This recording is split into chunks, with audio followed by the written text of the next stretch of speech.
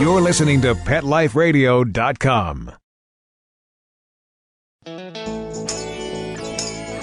Got questions about your hound's health? Need the facts on Fido's fitness or food? You want to unleash your pup's potential? Well, you've come to the right place because it's time to win with dogs. Here, we learn how easy it is to naturally improve the lives of our furry friends. So sit, stay, and get ready to win with dogs. With me, Raquel Wynn. Hey, everyone out there. Thanks for tuning in to Win with Dogs. I'm so glad you're with us today. Here on Pet Life Radio, we talk about the most fascinating things, I think. I'm a little biased, I'm sure. But today, we're going to be talking about energy healing, which is fascinating for me. It's been invaluable in my own practice and life. And believe it or not, you guys out there listening have probably had experiences with it yourself, whether you're aware of it or not. But today's guest is Nicole Wilde, and she's a natural healer and Reiki master. She's also a certified pet dog trainer who specializes in behavior issues. And she has written many, many books. The one that we're focusing on today is Energy Healing for Dogs. And I'm real excited. I read her book. I have to say I love the book and have a lot of common stories to go on with her. So I'm very excited to talk to Nicole and jump into energy healing and see what she has to say. But first, as you know, we have to have a quick water break. Don't you go away. We'll be right back to Win with Dogs with me, Raquel. Hang tight. Hey, don't you go anywhere. We'll be right back to Win with Dogs right after this quick water break.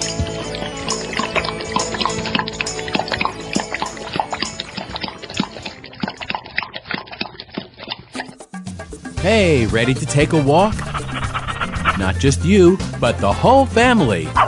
It's the 2009 Whisker Walk, Sunday, June 7th from 11 to 3 at the Lancaster Fairground in Lancaster, Massachusetts. Pet owners and animal lovers walk to lend a paw to benefit the animal shelters and pet charities they love. Come see exhibits, demonstrations, educational programs, special attractions, product giveaways, entertainment, auctions, raffles, food, fun, and things for adults and kids to see, do, and buy, both human and pet related. Whisker Walk 2009, a fun day for everyone. For more information, log on to whiskerwalk.org. Coast to coast and around the world, it's Oh Behave with Arden Moore. Find out why cats and dogs do the things they do and get the latest buzz from wagging tongues and tails in Rin Tin Tinseltown. From famous pet experts and best-selling authors to television and movie stars, you'll get great tail-wagging pet tips and have a fur-flying fun time. Oh Behave with America's pet edutainer, Arden Moore. Every week on demand. This is the place for a special paparazzi treat. Only on PetLifeRadio.com. Let's talk pets on PetLifeRadio.com.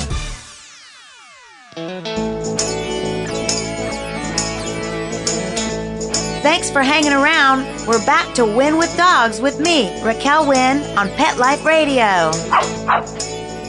Welcome back, everyone. Energy healing is the topic today. Nicole, welcome. Nicole Wilde is our guest. Thank you, Nicole, for being with me today. Oh, thank you. I'm so happy to be here. Well, and great. I'm so happy to be talking about energy healing. You sound like you have great energy. Thank you. I'm glad you can tell. I was actually laughing because Mark, the producer, and as you know, when we were calling you, Nicole, I always have trouble with my headset and the electronics of various computers and equipment and watches. Oh, and yeah. I was reading through your book, and I just started laughing in the very first part of it, talking about you demagnetizing stuff and turning polarities. I have to tell you, you and I have a lot in common, right? I have had a lifelong problem. In fact, when I was a kid, I just thought it was normal. Every once in a while you would turn on a light switch and something would blow. And, and that, of course that happens, but it happened all the time. I would have where the lights would dim and come back up, and I thought, wow, the electricity in this building is kind of crappy. And then I moved somewhere else. Really? And it was the same thing everywhere I went, and I just thought, well, that's just how electricity is. And when I moved in with my husband, he said, well, no, that's not how it is. And actually, batteries tend to last a lot longer than they do around you normally. Yeah. And so, yeah, we have rules. We have rules in my house. I'm not allowed in his music room because my husband is a musician, and he's got very delicate equipment in there. I'm not allowed on his computer. See, you know what's really strange is I actually fix my husband's amps because sometimes he'll be picking up radio frequencies and stuff on the amps, and he'll go, baby, could you come in here for a minute? And I'll just walk into the room, and they'll kind of go away. He'll go, thank you. Wow. We could rent you out. Well, unfortunately, it's not anything I can control or harness. I haven't been able to get a tag on that. That just shows you, though, doesn't it, how much effect our bodies have and the energy around us. And I think people don't really usually notice that in everyday life. Yeah, and that's one of the things I totally agree with you. And my background, for all those listeners, they know I started as personal training and neuromuscular therapist with humans and energy work. Kind of like you. You knew that the energy work, you could feel something was going on. And I'm really interested to know about your work with dogs. I know you wrote other books about training dogs. And number one, before we get into any of those, I have a question. And have you always used energy in training your dogs? I'm sure you did just subconsciously, not even knowing what it was. But did you get the dog stuff first and then go for the Reiki, or did you do it the other way around?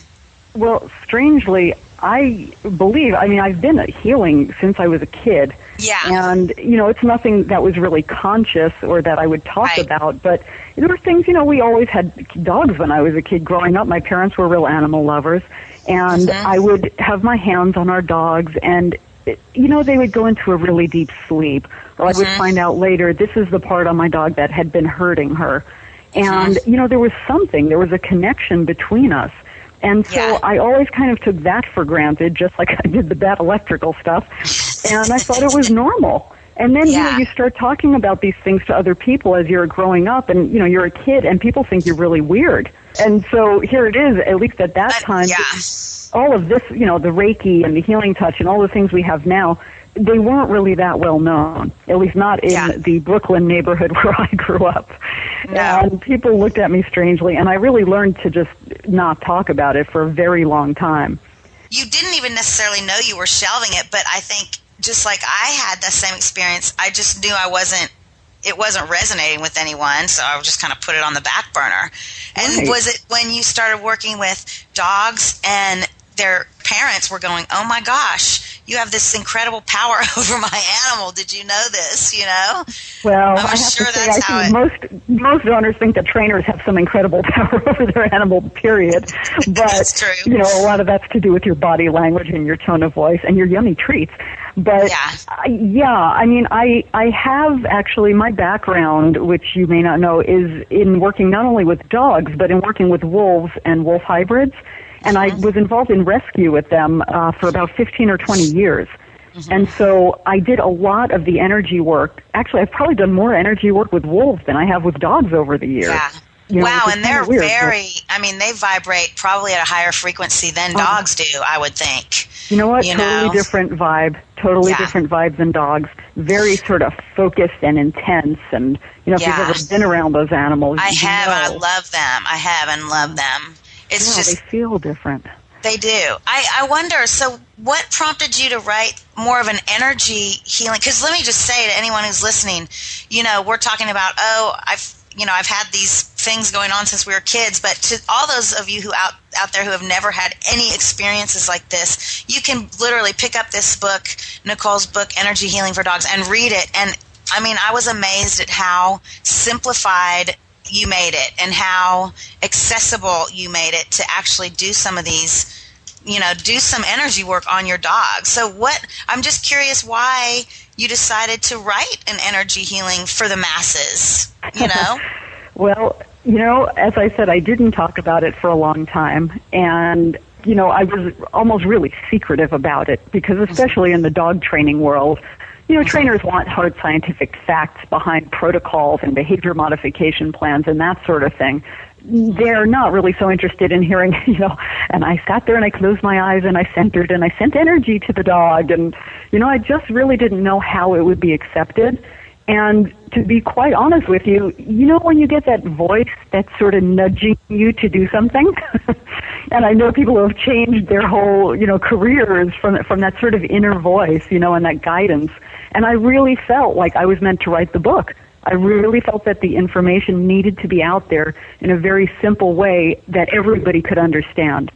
And so I did. And, I appreciate what you said earlier about the book being simple and easy, because it's my personal belief that by virtue of being alive on this planet, you can do energy healing. Certainly there are some people that are naturally better, just like people are naturally good singers. I'm not one of them, but I can learn, right? And so even if you feel like, gosh, I can't feel any of that, I'll never be able to do that. Yes, you absolutely can. Just like anything else, you practice it and everybody can do it. I tell people when I'm working with them, teaching them how to stretch their animals and massage various things, it's the same premise as you don't have to know the anatomy. That dog's body will absorb the energy and take it for whatever. You don't have to say, I'm sending this to the solar plexus chakra, your color is yellow, autonomy will. Right. You can just touch that dog and the dog's body will utilize it. I'm glad you brought that up, because there are so many systems that make it so complicated, and I'm not saying that they're not good systems. I mean, there's, great, there's Reiki, there's healing touch, therapeutic touch. There's so many different systems, and I encourage anybody to take classes and go and learn, because they all have value. But I'm just saying that you can also do a very simplified version without really knowing, because the thing is, the healer is really a conduit. Energy is everywhere. Energy is what makes the plants grow and what makes us live. And really what a healer is doing is being a conduit for that energy. It goes through the healer and then into the recipient. In this case, we're talking about dogs. Of course, you can do healing on people, on any kind of animal. You can even do it on plants. But, you are not, as the healer, the one doing the healing. You are simply a conduit for it. And the animal, the dog's body, then takes that energy and it heals itself. That's the truth, and I think exactly, Nicole, we are just kind of hold space for whatever to kind of happen. And what gets exciting to me in the world of healing with all these modalities, I always say on my show, is get as many tools in your tool belt, go research everything, whatever ones resonate with you, those are the ones to work with, because good Lord, there's hundreds of different kind of paths to take along healing, but just pick one that resonates and start going. And what happens is the more you learn and the more specific and focused you can channel the energy, that's when you start realizing, like, wow, I can actually improve that dog's knee by channeling it to the knee, or I can improve the dog's aggression by channeling it to the root chakra, or but whether or not you know any of that, just the simple act of being, like she's saying, the conduit is really, really what it's all about. And I just want to say one other thing because I notice you're talking about people being a little bit intimidated by the new aginess of energy, and it's so true. And I'm a very science person too, like a prove it kind of person. And energy is just, our cells moving, and nerve impulses is just simply electricity. So just like you're saying, whether we see it or not, just like there's radio frequencies in the air. We don't see them, but you bring a tuner in here, you'll pick them up, Right. And the Earth gives off electromagnetic energy. This is the planet we're living on. Our bodies conduct electricity. You have the TENS unit that you use if you've ever gone to a chiropractor, to stimulate your tissue. It's electricity going through your... Totally. I mean, that's why they can measure, our heart rate and our brain waves with the EEGs and the EKGs. So we obviously naturally have that capacity. I talk about that all the time, and I'm glad you mentioned that, because for those skeptics, or not even skeptics, but people who just like some scientific fact, tell everyone, Nicole, about the study of the healers doing energy work and their frequencies mimicking the Earth's frequency. I love this one. Yes. It's so cool. What, in my book, In Energy Healing for Dogs, I have an entire chapter dedicated to scientific studies, because like you, I'm a science person. I always laugh, I tell people I'm a research geek because I really want to know. And so, the great thing about being alive now is that there are so many more tools that we have, so many more ways that we can actually measure the energy coming from somebody's body. We never used to have this. We now have devices like the SQUID, which is the superconductive quantum interference device, right? Which actually measures that force. There was a guy named Zimmerman who conducted Could they not these have thought of a experiments. different Like name? it has tentacles. I know. He conducted these experiments, and basically what they found is that there is this frequency, 7.8 hertz, which is what's known as the Schumann resonance. And it is the vibrational frequency of the earth itself. So basically what a healer does is gets in tune with that frequency. The healer's aura, the healer's sort of energy field starts resonating at 7.8 hertz as well. And then the person or the animal who you are working on, their energy field becomes entrained with that of the healer's.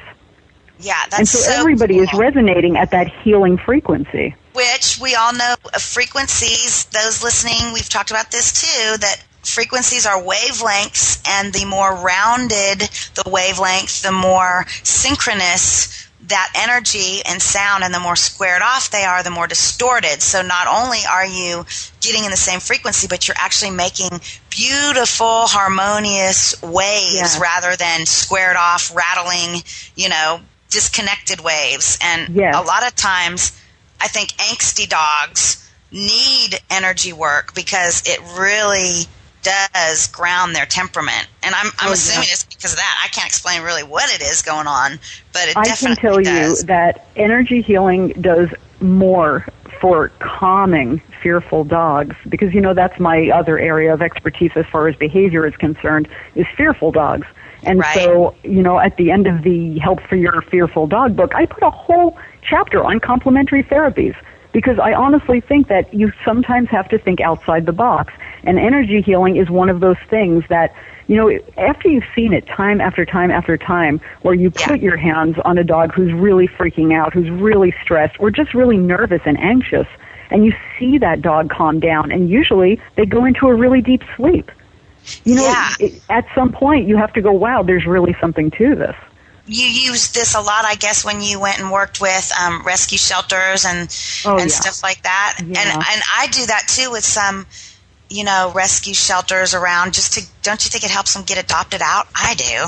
I absolutely do. I did a lot of work in the 90s with the LA City shelters, and those can be some pretty rough shelters as far as their turnover rate. And if a dog doesn't show signs of sort of friendliness and potential to be adopted in a short amount of time, unfortunately, the dog is usually euthanized. Yeah. So I would go and I would sit in the pens with them, and I would do energy work with them. I would use, my knowledge as a trainer as well, and just use body language and so forth to make them more comfortable. But I will tell you that the energy work, I think, it did more than anything else. And a lot of those dogs got adopted. I think that's true. I still work with humans and hounds and horses, and I for me in my own life, I'm not afraid to say it. I've spent lots of money in therapy, and the talk therapy is only one piece of the puzzle. It wasn't until I started getting into more energy healing that I really think the changes started happening on a cellular level, and re-cueing the cell memory, which is kind of what this is all about. When you're trying to create a new kind of health system for your dog, you're really trying to retrain their cell memory to have different expectations and beliefs about their body and all that. So it's pretty fascinating. There are so many things that, energy healing can help with, but on the physical levels and on the emotional levels. But I'll be happy to talk about that when you guys come back. Oh, thank you. Thank you for being the perfect segue guest. And on that note, do not go away. We will be right back to Win with Dogs, where it is all about winning with dogs. Hang tight. Hey, don't you go anywhere. We'll be right back to Win with Dogs right after this quick water break.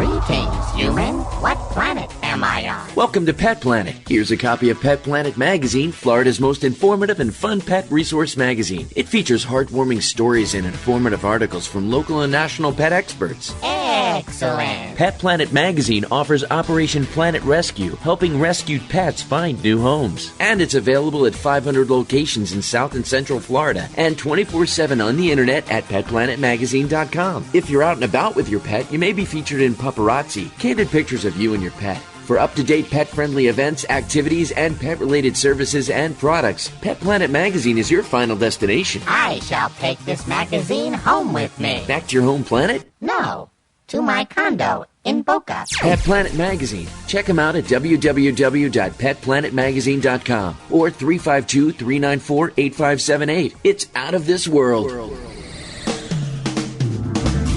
Hi, this is Marcy Davis and my service dog Whistle, and we're your hosts of Working Like Dogs on Pet Life Radio. Working Like Dogs is the show where you can learn everything you ever wanted to know about working animals or working dogs. Whether you're a member of a working dog team or you've just seen a working dog or animal out at the mall or the grocery store and you're curious about how these amazing animals work with their human partners, then Working Like Dogs is the show for you. Join us for the inside scoop at Working Like Dogs on PetLifeRadio.com.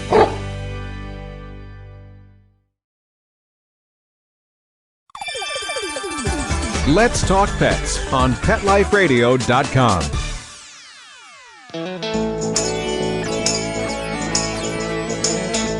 Thanks for hanging around. We're back to Wynn with Dogs with me, Raquel Wynn, on Pet Life Radio.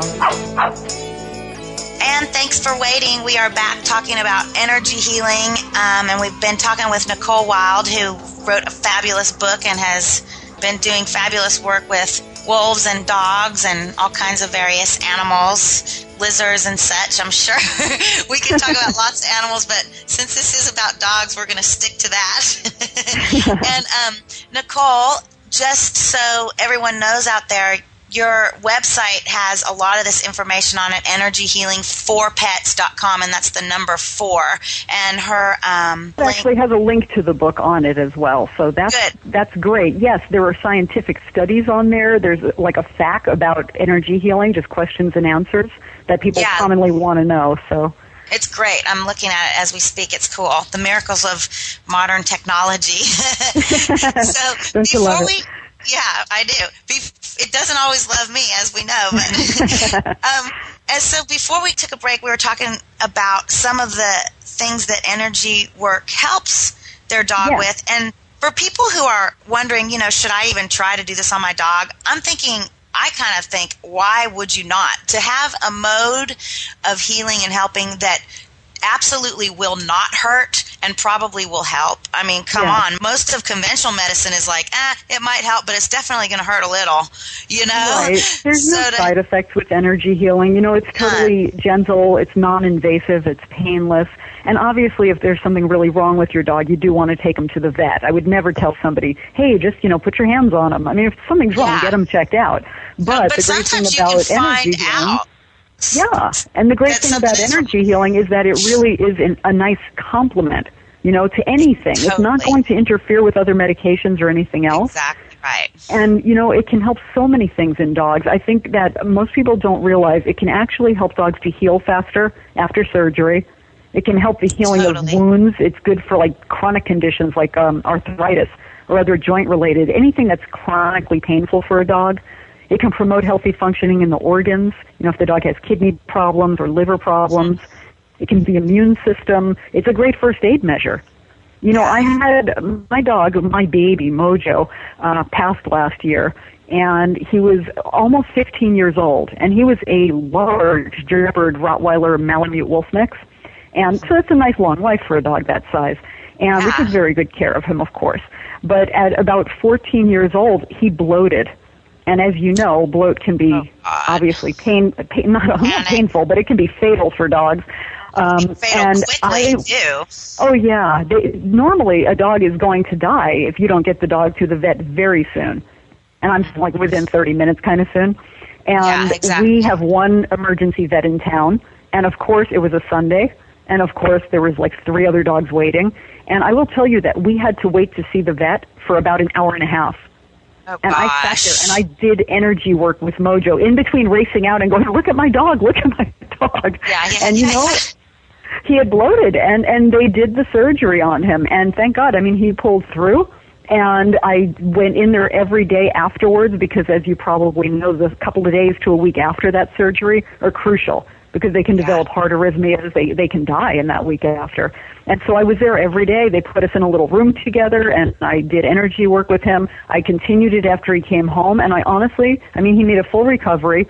And obviously, I'm not attributing it totally to the energy healing, but I really do think that helps to support the healing process.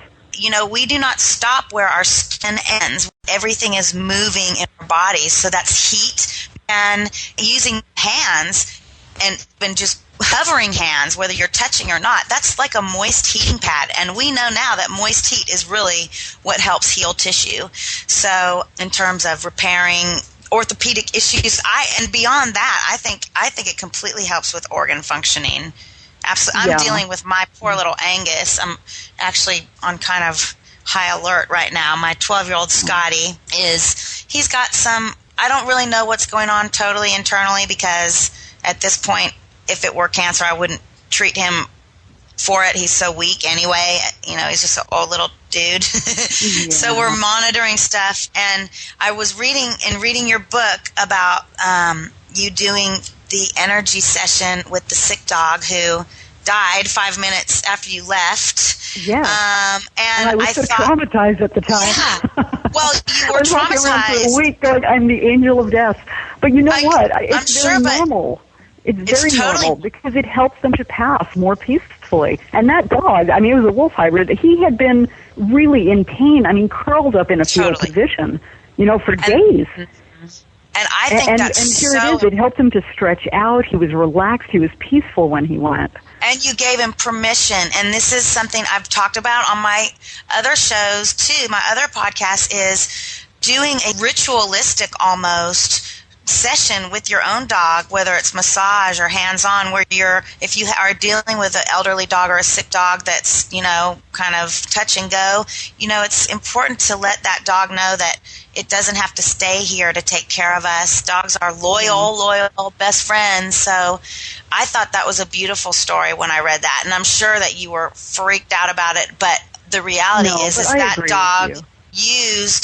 that dog finally got peace and it got clarity and it, you know what I mean? It knew where to use that energy. And I think that's really, really a great story. I love that. Thank you. And you know, whenever we do healing, we're always holding that thought that it's for the dog's highest good. And we don't know what that highest good is. Exactly, and that's a great point. So all of you, I mean, if you're going to go try to do some stuff right now after just listening, Nicole, there's like 3 major steps that she really puts it into simplistic terms, right? There's 3 things before you do that energy work to get prepared. Yeah, and I kind of go through, I mean, there's a whole sort of chapter to each one of them, but just to, you know, put it into a nutshell, basically you want to be centered, meaning you want to be focused within yourself. You don't want to have the kids running around and the TV on and, you know, let me check my email. I mean, you don't want any of that noise mentally or physically. So you have to get centered within yourself. Getting centered. People who meditate regularly probably will have an easier time, put it that way. But, you know, you're just getting yourself quiet. I mean, you can just focus on your breath. You don't have to do anything, you know, a special ritual or anything. But just focusing inwardly is really important. And the next step after that is just to ground. And grounding just means that you are connecting with the energies of the earth. And, you know, you can do a very simple visualization. You can imagine there is a root, like a tree root, you know, coming down from you, sinking way, way down into the earth. And basically, you know, connecting you to, because you think about it, all that energy, right? And we were talking about the Schumann resonance before. Right. So you want to kind of get in sync with that 7.8 hertz. Yeah, you want to tap into it. And I'm such a visualization person. After I read that part in your book, I was so excited. It was like a little kid. I was like, oh my gosh, this I forgot about this, something specific. So now when I'm getting centered, I'm such a dork. I'm thinking 7.8 and the little heart symbol. That's what I'm focusing on. It's so retarded. Your body will naturally attune to it. And then the last step is just shielding. And I don't want anyone to get the idea that, this is a dangerous thing to do, energy work, but you don't really want to be taking on, whether you're working with a person or a dog, I mean, you don't want to be taking on the ills of that being. And it can happen that while you are working, I mean, I don't have this happen normally, but there are some healers I know who will work on an animal, and they will start feeling, oh gosh, the dog has arthritis hip, all of a sudden your hip is hurting. Yeah. And generally that'll go away when the session is over. I used to get that when I first started with humans, and it was more them trying to, I don't get that at all hardly with dogs, because I don't find that dogs throw their stuff at you as much as humans do.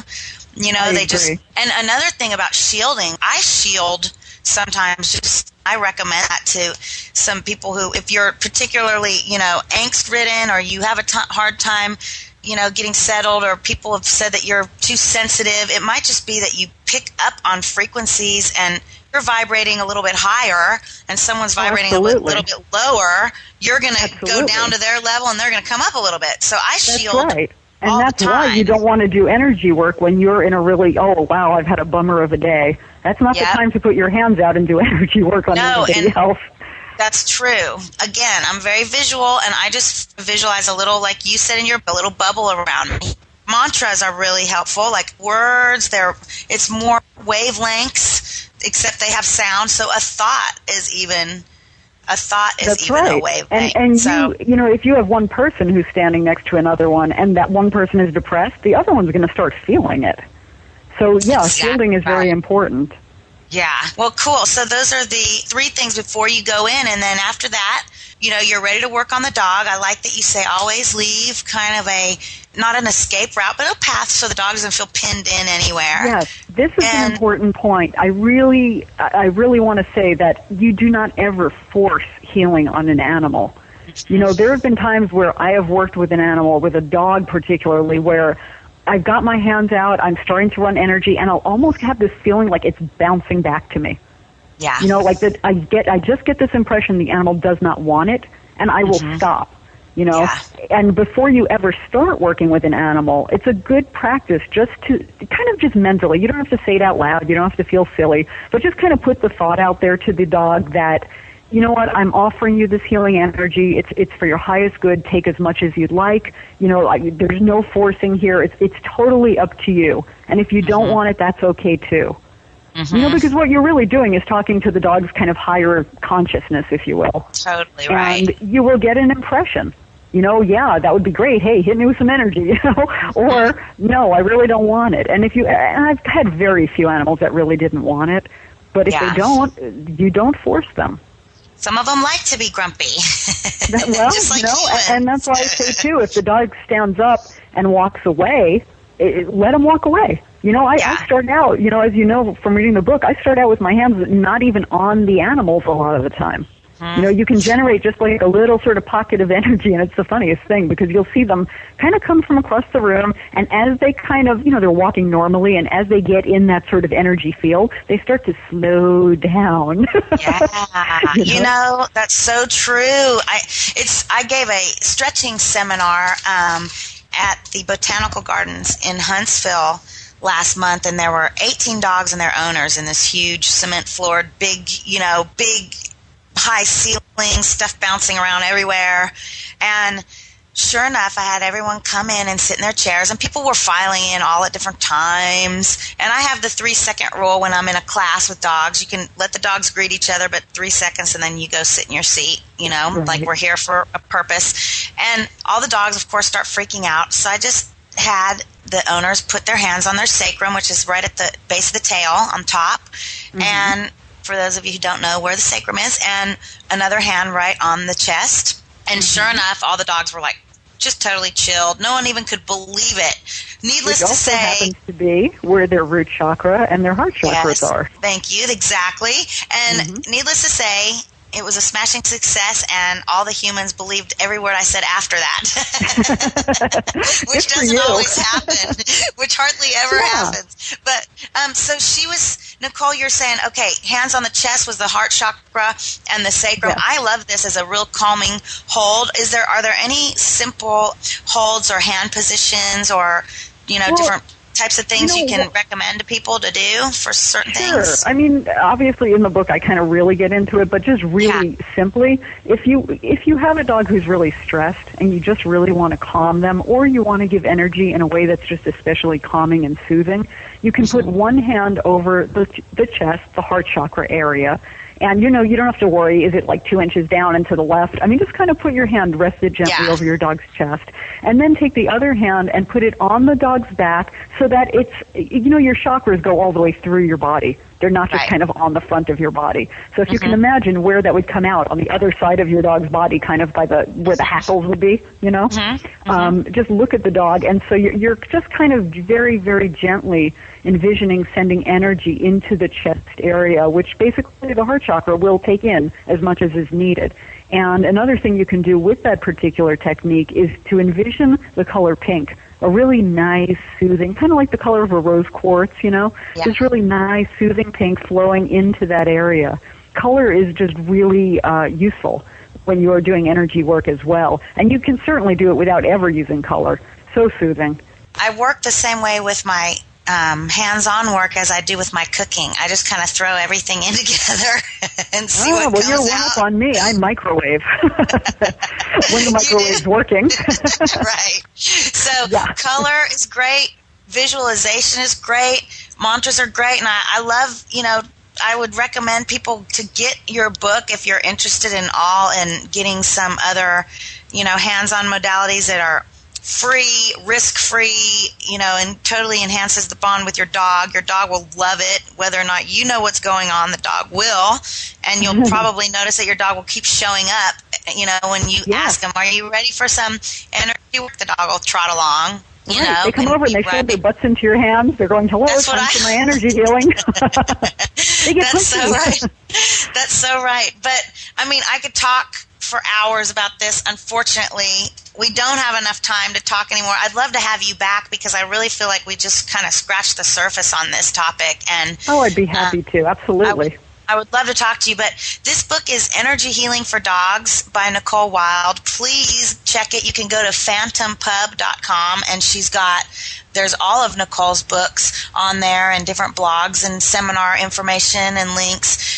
She has what are your other books you've written in case people want to get any of those? I've written a book called Help for Your Fearful Dog. And so, we were talking about calming dogs with this, so that's really useful as well. And that's more behaviorally how to help them. I also have 2 books on wolf hybrids, and then I have some others that are for those who want to be dog trainers or already are dog trainers, helping them with different how do you do? I wrote one, and I'm going, oh, God, how do I get the second one out on paper? Geez, you're prolific. Every time I finish a book, he says, so what's the next one? And I say, no, I'm not going to write for a while. And he says, oh, yeah, okay. I can't stop. You can't stop. Well, I'm so thankful and grateful for you because this is, in today's world, this is really, we're at a crucial time in our health. I think people are really starting to try to take health into their own hands and get some empowerment when it comes to health. And I know working with our dogs and treating them for pain and sickness, we do feel pretty helpless. So this is one great way for you to just stay connected to your dog. Hands-on work helps you see if there's any issues in your dog's body. It's just fabulous. I highly recommend it. And for all you skeptics out there, just try it and see. We are right. We're right. I know it. Hey, and there's no placebo effect with the dogs, They're not telling you. They're not going, oh, well, I thought I'd feel better, so I do. Yeah, exactly. You see it happen time after time, you'll know that it works. Exactly. Well, thank you, Nicole, for being a fascinating guest. Again, please come back. And all of you out there listening, go pick up her book. You can go to her website, phantompub.com, or you can go on energyhealingforpets.com, and that's the number 4. And if you're in Southern California, Nicole has a training program called Gentle Guidance Dog Training. It's in Southern California. So if you are interested in getting anything and you're out there, look her up. It's Nicole Wilde. And again, we thank you for all you do. Mark, thank you for helping me not wreck all the equipment or to make us sound grounded. Thanks for making me sound grounded, man. And for those who are listening, thanks for listening again. I hope you have some info that you can put in your tool belt. And I just say, go Wynn with dogs. Until next time, I'm Raquel Wynn. Have a fabulous day. Exercise, nutrition, interaction, and love make for one healthy, happy hound. Give yourself the gift of knowledge on demand every week right here at Pet Life Radio with me, Raquel Wynn, and Wynn with Dogs.